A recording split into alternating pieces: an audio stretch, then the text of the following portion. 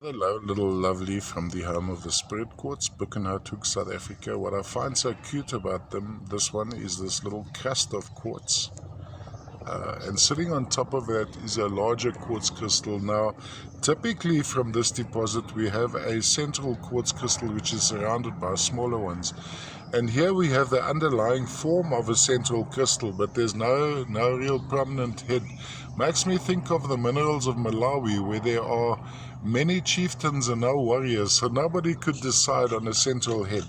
From a display point of view, going across like this, so you'd have it with a plate at the bottom. So it's this formation, almost like a little rock creature sitting on this shall we say, vase.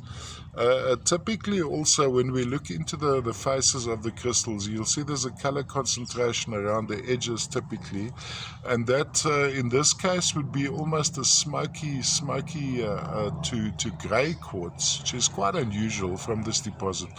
Also in some of these sections I found tiny pyrite cubes trapped inside the crystals. I don't see any as we look here, but there's a possibility there, for instance. So under magnification, if I do mention pyrite, it'll be as inclusions in the quartzes.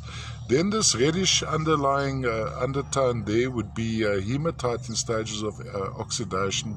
Actually also quite unusual to Buchenhout to have the red, almost red quartz, like a ferruginous quartz, hematoid quartz, or like an orange river quartz. To actually have this from Buchenhout does happen, but few and far between.